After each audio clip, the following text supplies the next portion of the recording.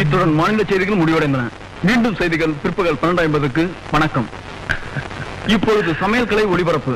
குமாரி கனகாமுத்து அவர்கள் பிரெஞ்சு முறையில் ஆம்லெட் செய்வது பற்றி விளக்கி சொல்வார். இந்த விளக்கத்தை கேட்டு ஆம்லெட் தயாரிப்பவர்கள் சமையலறைக்கு சென்று செய்முறைக்கு தயாராகவும். வெங்காயம், எண்ணெய் அனைத்தையும் தயாராக எடுத்து வைத்துக் கொள்ளவும். முதலில் அடுப்பை பற்ற வைக்கவும்.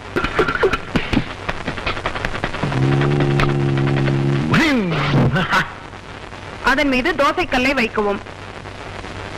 எண்ணெய் பாத்திரத்தை கையில் எடுத்துக் கொள்ளுங்கள். தோசைக்கல் சூடாகிவிட்டதா என்று பார்க்கவும்.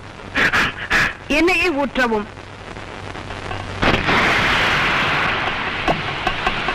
2 முட்டைகளை கையில் எடுத்துக் கொள்ளுங்கள்.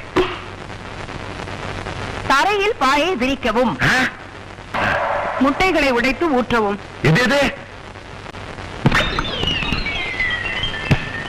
பச்சை மிளகாயை கையில் எடுத்துக் கொள்ளவும். அதை துண்டு துண்டாக நறுக்கி கையில் எடுத்துக் கொள்ளுங்கள்.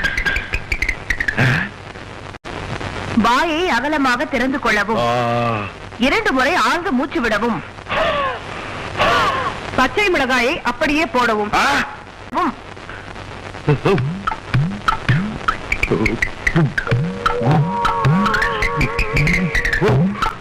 கால்களை சேர்த்து வைத்து நிற்கவும்.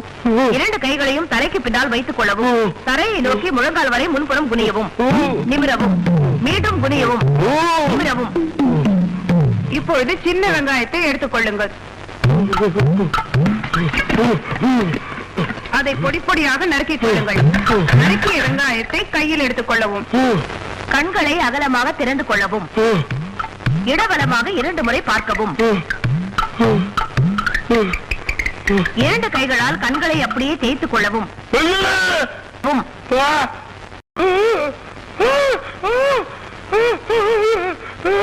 தரையில் கால்களை மடக்கி உட்காரவும். வலது காலை தூக்கி கழுத்தின் பின்புறம் போடவும். அதே போல் இடது காலையும் போடவும்.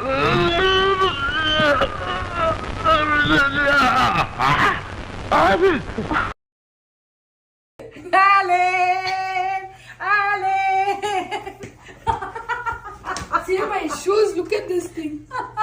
See, innocent. Hey,